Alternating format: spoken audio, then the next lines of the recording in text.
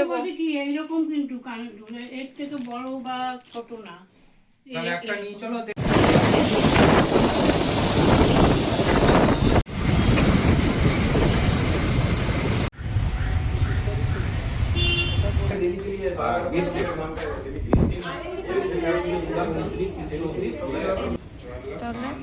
আরে ছবি তোলো রে বাবা, ভিডিও কল করে তারা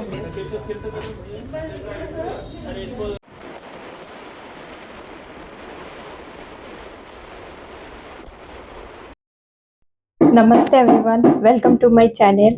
मैं बहुत दिन से ब्लॉग नहीं डाल रही हूँ क्योंकि मैं एआई में फंस गई थी। जैसा रजिया गुंडों में फंस जाती है, मैं भी एआई में फंस गई थी। तो एआई से ना आपका सब्सक्राइबर आ जाता है, लेकिन उससे ना कोई फ़ायदा नहीं है।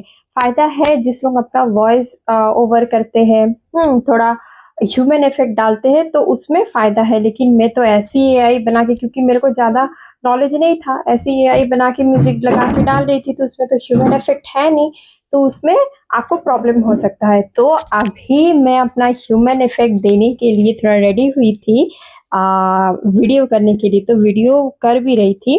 तो आपके साथ एक ब्लॉग भी हम शेयर करेंगे। मेरा एक छोटा सा सपना पूरा हुआ है, और वो सपना क्या है आपको ब्लॉग में ज़रूर दिखेगा। होता है ना कि औरत लोगों का गहना होता है, कुछ सपने होते हैं, तो उसमें से मेरा भी ये एक छोटा सा सपना था जो मेरे पतिदेव मेरे कर दिए हैं। अभी 2 दिन तक पतिदेव ही बोलेंगे, फिर हस्बैंड में कन्वर्ट हो जाएंगे।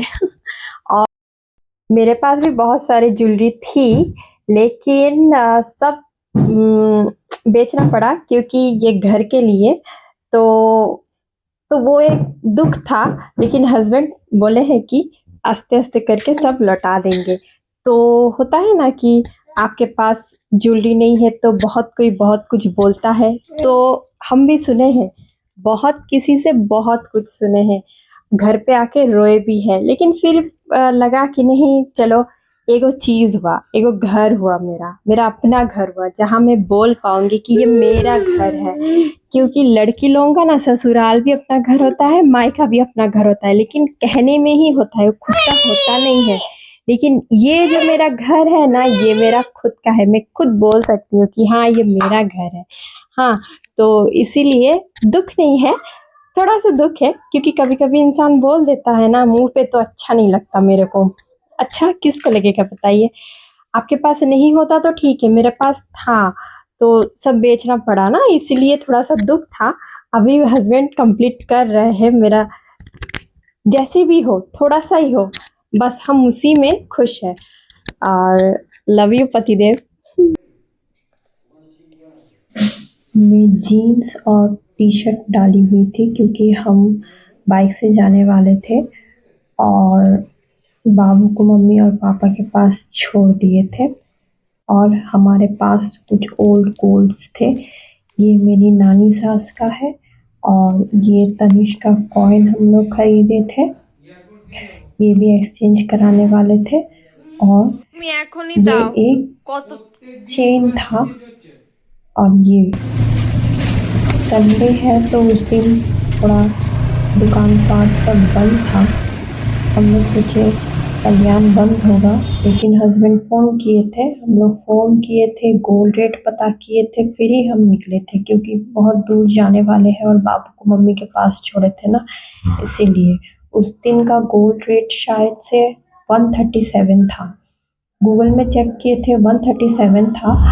और डिस्ट्रिक्ट नहीं, स्टेट वाइज गोल्ड का रेट वेरी होता है। दुकान में जाके पता चला कि 1,33,000 है।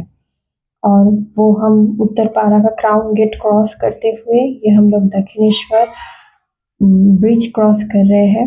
ये ब्रिज हम बंगालीज के लिए इमोशंस है, ये क्रॉस करते टाइम ना थोड़ा इमोशनल हो जाते हैं। माँ से प्रार्थना करते हुए जल्दी जल्दी आगे बढ़ गए। जल्दी जल्दी जाना था क्योंकि हमेशा ना बाबू का चिंता रहता है, क्योंकि मम्मी के पास बाबू को छोड़ के आए, बाबू तब सोया हुआ था, उठ जाएगा तो फिर क्या करें, और उसको लेके भी नहीं जा सकते क्योंकि लेके गए ना बहुत एकदम डिस्टर्ब करेगा, शांति से ना कुछ चॉइस नहीं करने देगा। तो उस दिन का गोल्ड रेट 1,33,000 था। और ये है दक्षिणेश्वर का स्काई वॉक, कभी गए तो अंदर से दिखाएंगे हम। इसको क्रॉस करते हुए संडे का दिन था लेकिन बहुत भीड़ था। ये ब्लॉग आज हम एडिट करके डाल रहे हैं। इतना दिन से ना समय नहीं हो रहा था। बाबू छोटा है ना, अभी थोड़ा बड़ा हुआ है तो वो हमेशा चाहता है कि मैं उसी के पास रहूँ, उसी के साथ खेलूँ, उसी को अटेंशन दूँ। कुछ भी करती हूँ ना तो वो बहुत चिड़चिड़ करता है और इसीलिए बाबू को सुला के फिर हम लोग निकले थे। एयरपोर्ट को क्रॉस करते हुए, न्यू टाउन को क्रॉस करते हुए हम आगे बढ़ गए। इसी के बाद ही कल्याण आ जाएगा।